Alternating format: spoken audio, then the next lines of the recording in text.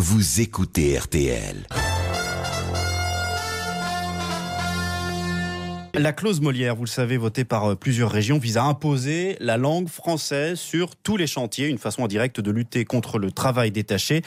Et bien dans l'Oise, le conseil départemental va proposer d'aller encore plus loin en demandant aux entreprises de payer par exemple les Polonais ou les Roumains autant que les Français. Si tout le monde est au même niveau, plus besoin d'aller chercher des ouvriers à l'étranger. Voilà l'objectif. Patrick Liébus est le président de la CAPEB qui représente les petites entreprises du bâtiment.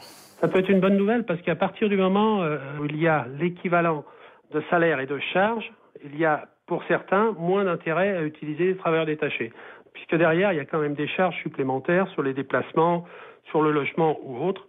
Donc la différence pourrait faire qu'en réalité, certaines entreprises qui utilisent beaucoup les travailleurs détachés, ils trouvent moins d'intérêt, donc par le fait, refassent travailler des salariés d'un autre territoire. Propos recueillis par Alice Moreno pour RTL. Vous écoutez RTL.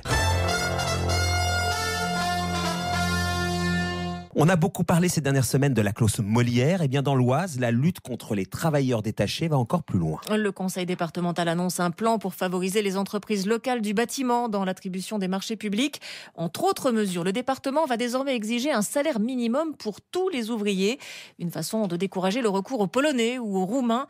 Frédéric de Compiègne travaille depuis 47 ans dans le bâtiment et il a vu de près toutes les dérives liées au travail détaché. Ils avaient une double fiche. Si jamais il y avait une inspection qui passait, ils sortaient une fiche de paye sur laquelle ils étaient déclarés un salaire, mettons, de 10, 12 ou 14 euros, je sais pas. Et ils avaient leur vraie fiche de paye, 6 voire 7 euros de l'heure. On a discuté avec des détachés. Moi, ils m'ont annoncé un salaire qui avoisinerait le nôtre. Mais c'est le conducteur de travaux, il a dit non, on les paye pas comme ça. Et là, je pense que la corporation du bâtiment, bien sûr, elle en subit les conséquences.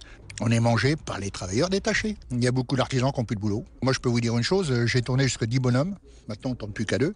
On travaillait énormément sur Paris dans le temps. Maintenant, on ne travaille plus parce que c'est les Tchétchènes qui ont pris notre place. Mais avant, je travaillais dans pratiquement tout le nord de la France. Maintenant, non, on n'a plus assez de travail pour pouvoir se déplacer. Témoignage recueilli pour RTL par Alice.